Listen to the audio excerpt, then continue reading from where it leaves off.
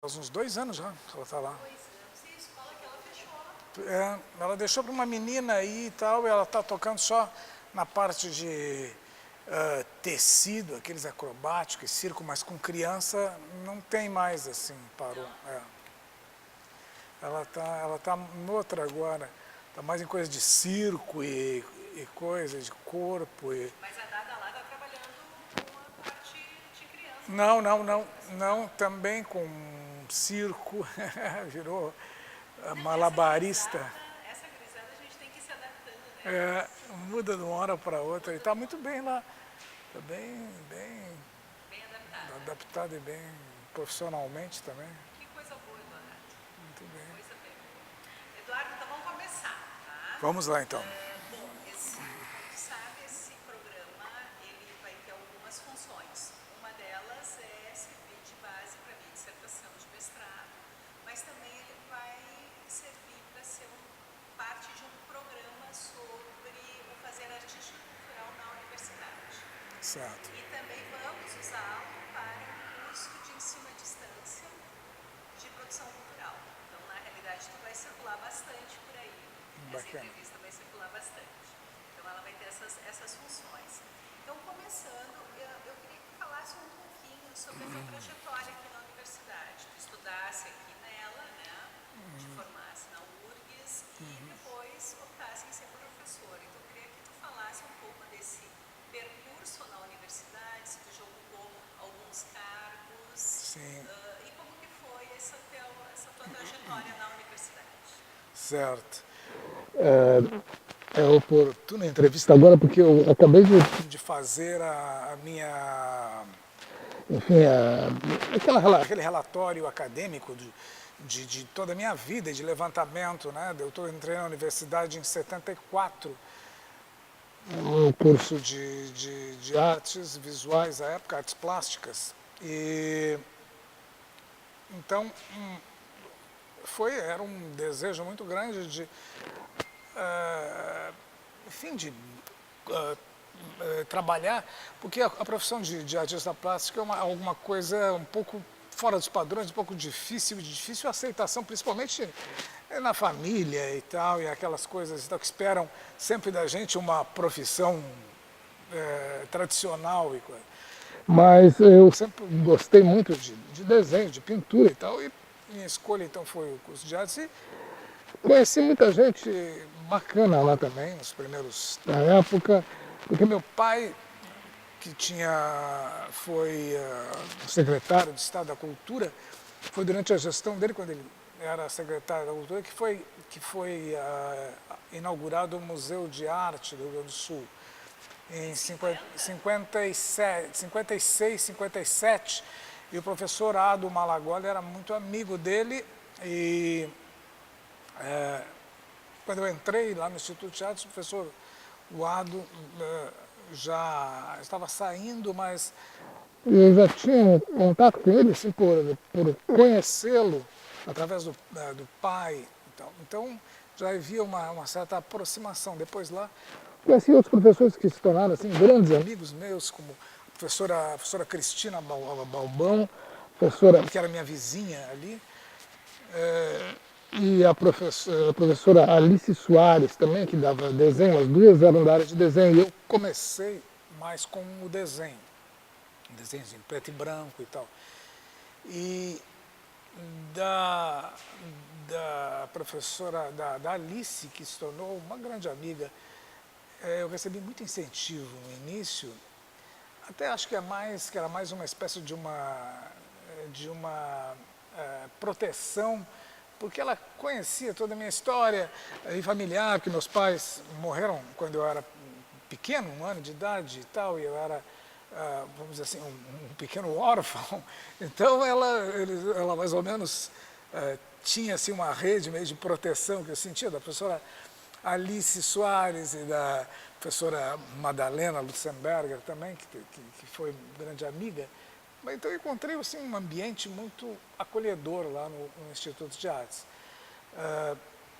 Depois o professor Luiz Bart e o Luiz Carlos Maciel, que tinha sido aqui chefe de gabinete do reitor Faraco, e outros professores que, enfim, que passaram lá pelo Instituto, artistas como o professor Cabral, Rubens Cabral, que também era meu amigo. Então, eu me lembro que logo no início eu fui convocado pelo diretor, que era o Luiz Carlos Reutemann, à época, lá do Instituto de Artes, para fazer parte de naquela época havia uma que chamava-se Congregação do Instituto de Artes, que era mais ou menos equivalente, era um órgão máximo colegiado do Instituto, que seria equivalente a um conselho da unidade hoje, assim. Então eram os professores, representantes dos professores, representantes dos funcionários e tal, representantes externos também, tinha o professor Dante de Laetano. Era um órgão assim colegiado que, enfim, que era o responsável por avalizar determinadas ações no Instituto de Artes. E eu fui... Isso é nos 70. Anos 70, E eu fui, em primeira, 74, 75, logo que eu entrei. E eu fui chamado lá para integrar como representante dos alunos lá. E também fiz como eu vinha do jornalismo, eu tinha já uma experiência, tinha sido lá, como se diz, estagiário do Correio do Povo, da Folha da Tarde. Eu fui chamado lá pelo diretor para primeiro fazer as fotografias do acervo, depois uma espécie de um boletim interno que tinha lá no Instituto de Artes. Então, foi assim, para mim foi muito, fui muito bem recebido, sabe, havia uma espécie de uma troca muito salutar, enfim, interessante com os professores mais velhos, e eu, assim, jovem, entrando com 18, 19 anos. E como é que era, Eduardo, lá dentro, se participasse dessa congregação, né? Sim. Como é que era os espaços para esses artistas se apresentarem? Como é que era a função da difusão desses artistas no Instituto de Artes? Eles tinham... A gente pode só mover por exemplo, Claro. tá pegando o pescoço. Tá pegando o teu pescoço. Desculpa, professor, só aqui de novo. Tá dando som.